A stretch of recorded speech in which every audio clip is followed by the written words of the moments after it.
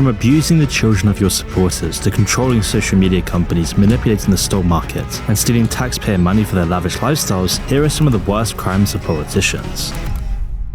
Starting with possibly one of the biggest talking points leading into the 2020 election. In December 2019, a repair shop owner in Wilmington, Delaware was in possession of a laptop that had laid around for some time as the owner of the laptop did not pay or return to claim it. The shop owner had held the laptop for over a year already, and his repair job was to recover all the data on the laptop. Looking for more information on the client who hadn't paid and who had dropped his laptop off, the shop owner started looking through the documents on the hard drive, and what he found on the laptop were emails, photos, and documents that would become the epicenter of a political storm. The documents and emails suggested that Hunter Biden, son of future President Joe Biden, was involved in some very dodgy business dealings, particularly with Ukraine and China. And while the laptop was Hunter Biden's, there was a lot of evidence on this laptop pointing to then Vice President Joe Biden's involvement. It was instantaneously clear that Hunter has been leveraging his family name for financial gain. This is known as the practice of influence peddling. Many emails contained a reference to the big guy, which most interpreted as a nickname for Joe Biden himself. The documents pointed to Joe Biden allegedly engaged in an extortion scheme where he was paid through Hunter Biden $5 million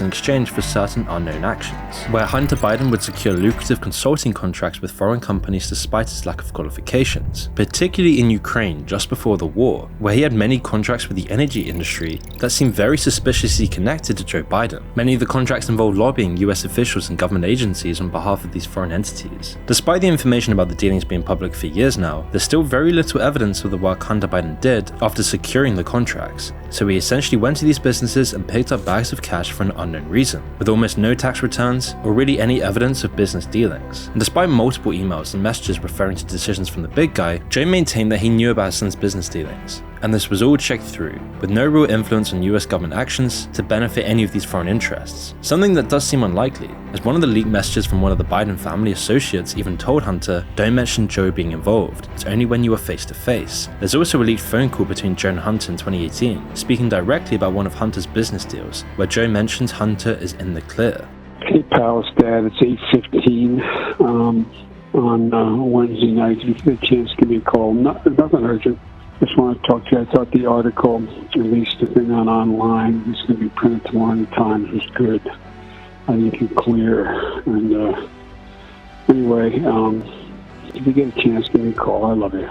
Additionally, Joe Biden dined with oligarchs from Russia and Kazakhstan who funneled millions of dollars to Hunter Biden and his business associates. In 2017, Hunter Biden and other associates working for a Chinese company called CFEC created a profit divide plan with the CEFC. This was a Chinese Communist Party-linked energy company, and Joe Biden would receive 10% of the profits, completely compromising his position as the president. Being entangled with the Communist Party of China, Joe Biden even used taxpayer money in Air Force 2 to get Hunter to at least 15 countries where Hunter made business deals to enrich the Biden family. And at the same time, this business genius Hunter Biden was a complete maniac. Drugs, crack, sex tapes, guns, prostitutes, driving 120 miles per hour, prostitutes linked to Eastern European sex trafficking rings. This is the lifestyle of somebody involved in more than just fraudulent business deals. He has nothing to do with business, no business acumen. He's a complete wreck, no discipline, and a fully deranged drug addict. Obviously, this is a big deal, but it was how the president and those who supported him handled the situation that is incredibly alarming. Instead of allowing this story to play out in the public domain, just before Joe Biden was elected to be the president, social media platforms worked together to make sure he would become the president, taking unprecedented steps to limit the spread of the story. Because if this story became widely known by the public, it would completely ruin Joe Biden's chance of ever being president. So soon after the New York Post reported and promoted the Hunter Biden laptop story, Twitter employees elected to prevent its spread as much as possible. And the first thing they did was temporarily lock the New York Post Twitter account, as they were the first ones to break the story, completely censoring one of the most famous newspapers out there, all because this exposed Joe Biden. And this was at the pinnacle of Biden's election campaign, and those running Twitter were primarily Democratic. That's at least what a lot of Republicans would come to conclude. But when Elon Musk took over Twitter, he was able to see reality. While Trump was president, the government and the FBI were paying Twitter millions of taxpayer money to censor and suppress Hunter Biden's laptop story. As the Twitter files put it, the FBI and the intelligence community discredited factual information about Hunter Biden's foreign business dealings both after and before the New York Post revealed the contents of his laptop on October 14, 2020. Additionally, the FBI made requests to mark and dismiss the reports of Hunter Biden's laptop as a Russian hack and leak operation. And it wasn't just on Twitter, this was happening on every social media company. If you spoke about the Hunter Biden laptop story, you would get censored and removed. Here's what Mark Zuckerberg had to say about the censorship over at Facebook.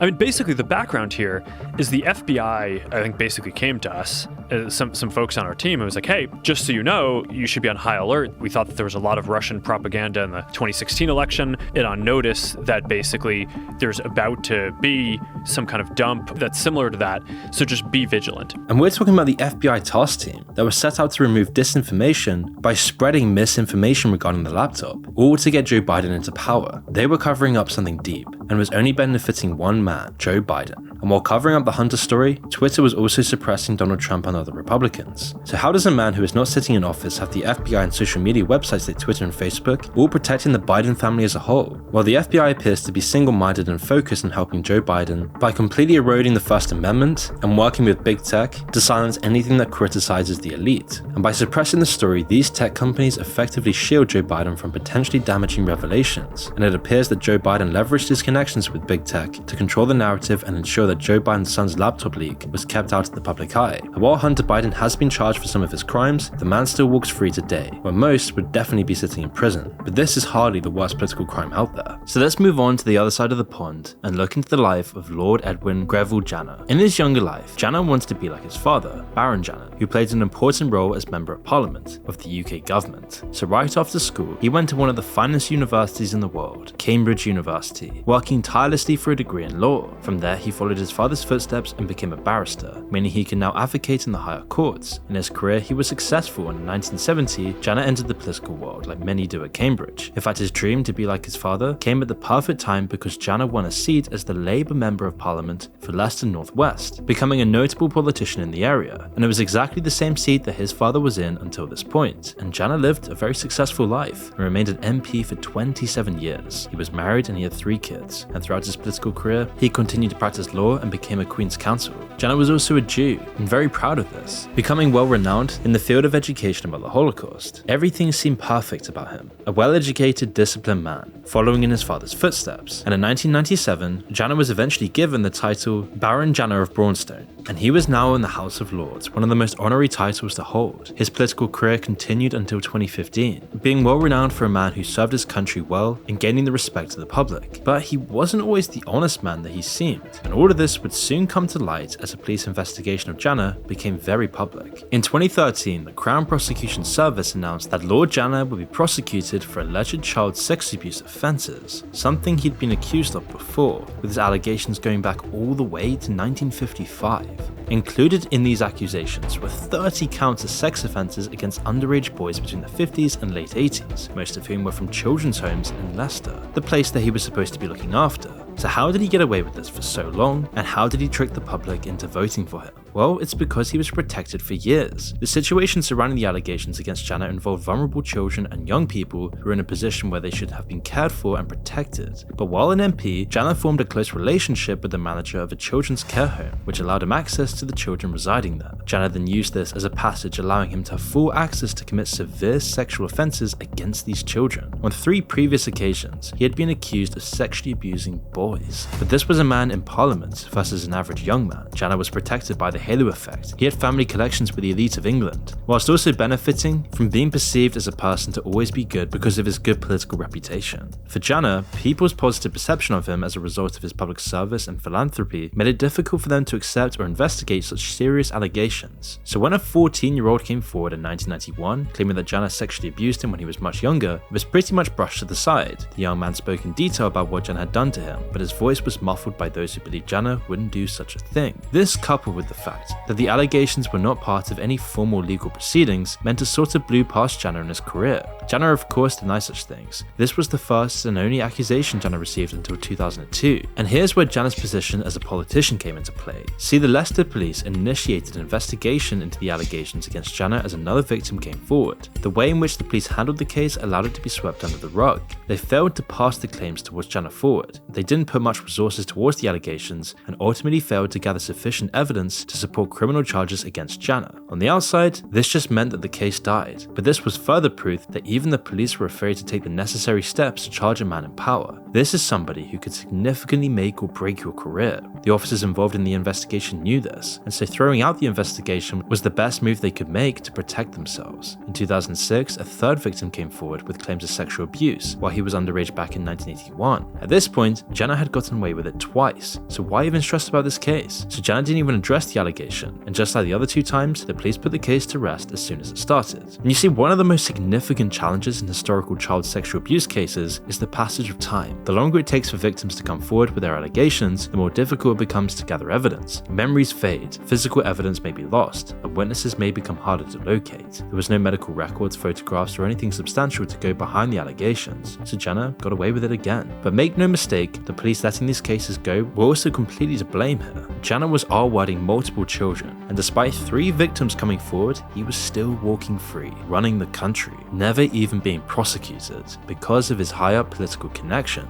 It took 22 years from the first allegation and a 4th case against the 85-year-old Jenner before the police finally took things seriously. In 2013, multiple of Jenner's victims came together in a single statement against Jenner. There was no dismissing the case this time, and in 2014, Crown Prosecution Service announced that Jenner's official prosecution for sexual abuse against minors was in full swing, confirming all the previous allegations and even reprimanding those handling the previous allegations. Director of Public Prosecutions, Alison Saunders, said, "The inquiry's findings that mistakes were made confirms my view that failings in the past by prosecutors and police meant that proceedings were not brought. It is a matter of sincere regret that on 3 occasions, opportunities to put the allegations against Lord Jenner before a jury were not taken." Finally, Jenner was facing some serious criminal charges: 14 indecent assaults on a male under 16 between 1969 and 1988, 2 indecent assaults between 1984 and 1988, 4 counts of buggery of a male under 16 between 1972 and 1987, 2 counts of buggery between 1977 and 1988, and yet still, Jenner would never see a day behind bars, because in 2009, Lord Jenner was diagnosed with Alzheimer's. According to his doctor, his condition had gotten severely worse around the same time the allegations came up against him. He wouldn't be able to even remember anything, and so the CPS ruled that Jenner would not be able to participate in a criminal trial due to his medical condition, explaining that he would inevitably be found unfit to plead, unfit to instruct his legal team, and unfit to challenge or provide evidence in a trial. As a result, a criminal trial to determine his guilt or innocence regarding any alleged offences could never proceed properly. So,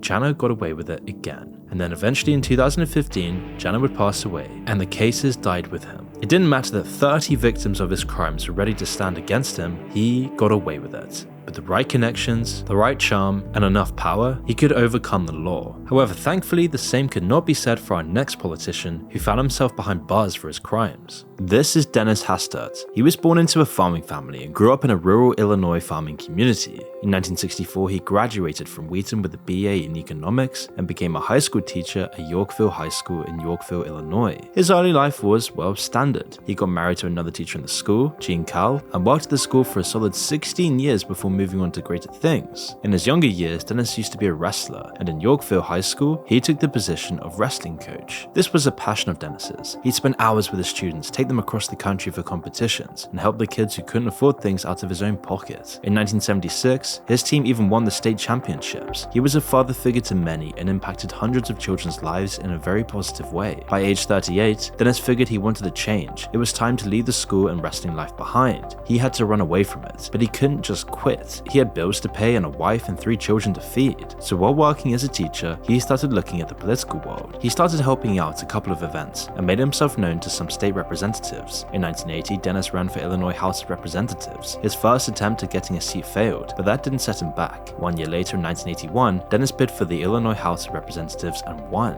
Now this was his foot in the door to do greater things. However, his position didn't come with much power. He was a measly low house of the Illinois General Assembly. Dennis didn't have the power to pass bills and impeach office holders, but it meant that Dennis was meeting the right people and was able to grow as a politician. He was no longer just a school teacher, and slowly over the years, Dennis became a well-respected member of the Illinois House of Representatives. He took every opportunity he could to become something greater. Dennis wanted to be known, he wanted more, and he found more. In 1986, Dennis was elected to the United States House of Representatives, where he'd stayed for a solid 21 years. Dennis had a squeaky clean past and a solid reputation at this point. By 1995, Dennis had worked his way up the ladder to Chief Deputy Whip. As Chief Deputy Whip, his role was to enforce the correct procedures for voting according to the party platform. And finally, in 1999, Dennis became the Speaker of the House. This was a very strong position to sit in. He worked closely with George W. Bush and his administrations in foreign and domestic politics. He played a role in Bill Clinton's impeachment, but all that he'd worked for came crashing down on November 26, 2007. As the Democrats took over, this led to him resigning his seat. Dennis had served as the longest-serving Republican ever on that post. To many, this was a man who was worthy and not far off from running for presidency, but over the years behind the scenes, Dennis was paying an unknown individual large sums of money.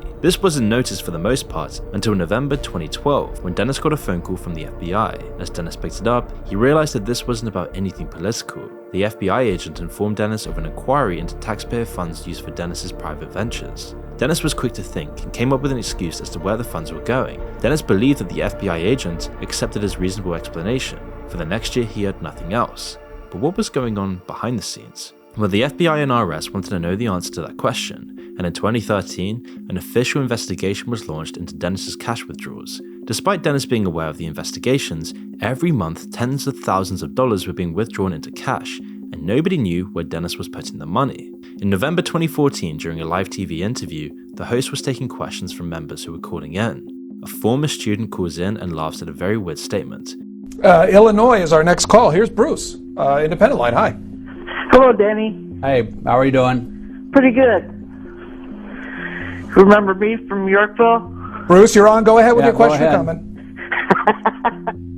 At the time, this was just an extremely awkward moment, but slowly the story unraveled. A month later, Dennis was interviewed by the FBI about the funds used and the purpose thereof. But Dennis just said that he had made the withdrawals because he didn't trust the banks. Just a couple months later, the bombshell would drop. All the transactions Dennis was making, $1.7 million later, was paying out large sums of hush money to an ex-student whom he'd sexually molested. According to the FBI's findings, Dennis withdrew $952,000 in cash and paid out a total of $1.7 million to the victim. This individual was considered a friend of Dennis's, and he'd known and kept contact with the man throughout his life. Soon after the FBI revealed the charges, the Los Angeles Times reported that another student had come forward with the same allegations and corroborated the first accusations. Many didn't believe it and even stood for him.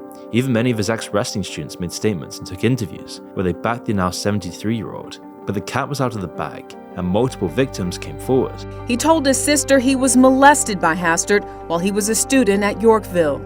Eventually, Dennis admitted to the charges, molesting 4 boys as young as 14. This is the same man who once said in an interview that he was making America safe from child sex predators, and pushed for laws that meant repeat child molesters would be sentenced to life in prison. But it is equally important to stop those predators before they strike, to put repeat child molesters into jail for the rest of their lives and to help law enforcement with the tools they need to get the job done. But those who spoke out against Dennis didn't get to see Dennis serve what he'd done to them. Although he pleaded guilty to charges related to financial improprieties and sexual abuse allegations, there are several factors that contributed to the outcome of this case. But most importantly, the statute of limitations, a law which varies by state, that imposes a time limit within which charges can be filed for certain crimes, including sexual abuse. By the time the accusations against Dennis came to light, the statute of limitations had expired for many of the alleged incidents. This limited the legal options for pursuing charges related to sexual abuse allegations. So despite Dennis admitting his monstrosities, he was only charged for lying to the FBI when asked about what his funds were for. After pleading guilty to charges related to financial misconduct and lying to federal investigators, Dennis was sentenced to a 15-month prison term on April 27, 2016.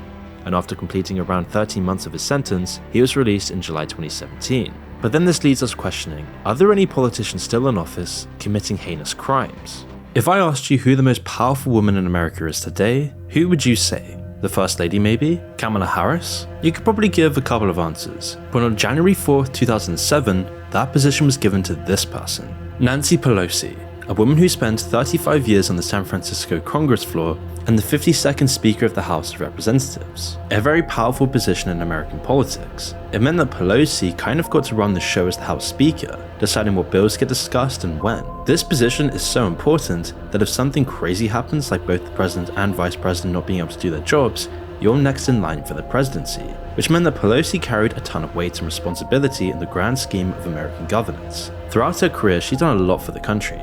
and anybody in her position would eventually go through some scandal at one stage in their career. But Nancy Pelosi stands out from the rest, as in recent years, a whole slew of issues have come with her being the Speaker of the House. You see, back in 2002, Nancy both knew and approved some of the extreme torture methods used in Guantanamo Bay, something that many people were very upset about and considered inhumane. Soon after taking the position in House, she started rushing legislation on the extremely controversial Affordable Care Act. During one of her speeches, she said, "We need to pass the bill in order to find out what is in it." But we have to pass the bill so that you can find out what is in it. A bizarre statement, and one that made millions of Americans lose trust in Pelosi. Critics seized on this comment as an example of rushed legislation and a lack of transparency. By 2020, almost everything you heard from the government came from Pelosi. She's the person who first pushed to impeach Donald Trump and to remove his members from the House. She played a huge part in the HEROES Act, which gave Americans stimulus packages. For those on the right, there's a whole slew of issues, and she became hated by Republicans, most famously when she disrespected Donald Trump during a State of the Nation address, as she tore up his speech. But none of this is what I'm going to go over today. And no matter your politics here, this is about a politician abusing their power. And that's why we need to discuss how Nancy Pelosi has stolen millions from the American people. When Pelosi cemented herself on the Congress floor in 1987, members were paid on average $89,500 a year. In 2023, that's increased to about $223,000. And yet Nancy Pelosi has at least $140 million. And if you do some quick maths, you'll quickly see that she's earning a lot more than her salary. And that's because she's married to an investor, Paul Pelosi. And apparently he's a very good investor. But here's where things get tricky. If you work for Amazon, for example, and you know that in 3 days, Amazon will be releasing a report where they've lost money in the last quarter rather than made money, you can sell your stocks in advance and gain a giant profit, because you know what's going to happen. There's a bunch of laws in place to stop this sort of thing happening. You can't go and sell a bunch of stock because you know stocks are going to tank in 3 days. This is called insider trading, and it's a highly criminal act. It's seen as practically stealing from the investors. But for lawmakers, they don't work for any of these companies, and the rules on how they can buy and sell stocks have been unmonitored for the most part. In fact, it was entirely unmonitored until the bank crash of 2008, when politicians made some unusual trades as if they knew exactly what was going to happen to the market. So while millions of Americans had to sell their houses during the 2008 financial crash and struggled to put food on the table, politicians were actually making more money. In 2012, Congress passed the Stock Trading on Congressional Knowledge Act, otherwise known as the Stock Act, which was pretty much there to prevent buying and selling according to insider knowledge. It meant that all congressmen and women were now forced to publish certain financial transactions within 45 days of making them. Things like stocks, bonds, and commodity futures. The same applied to their family members. The thing is that it's almost a trust me bro law. In reality, lots of Congress members are still making millions with some fishy time trades, particularly in times of financial turmoil. In the very few cases where Congress members have violated the act, it resulted in fines of just $200, barely a slap on the wrist. And somebody who's done this time and time again is Paul Pelosi. He's a trading wizard, considered one of the most successful options investors ever. He's consistently beaten the odds, raking in millions trade after trade, a very unusual and impressive feat. If we go back to 2009 and 2010, following the 2008 financial crisis, we can see that Nancy and Paul's estimated net worth grew from $31 million to over $100 million, an over 220% increase, and this wasn't during some major bull run in the market. This is while the S&P 500 fell by 13%. The same thing happened as the pandemic hit. Their net worth increased from $106 million to $171 million, a 60% increase. And these are the people that wanted the pandemic measures in place, things like lockdowns and the shutting down of the economy. This just wouldn't make sense here if these were two average people. You don't get this lucky with stocks. But Nancy is the most important woman in the United States, and she has a lot of information before the rest of us do. According to the Stock Act, she can't make trades on this information, nor can she ask her husband to make the trades. But time and time again, particularly in financial turmoil, Paul is making trades that makes him a bunch of money. He sold Google stock just before the big DOJ antitrust announcement. He bought Tesla stock just before Nancy Pelosi passed laws favoring electric vehicles. In March 2021, Paul Pelosi exercised an option to purchase 25,000 Microsoft shares valued at $5 million.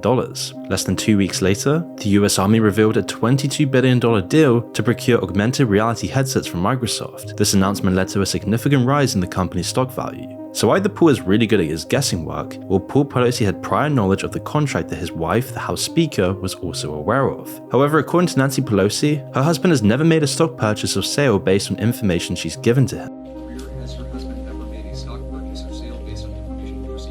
No. Absolutely not.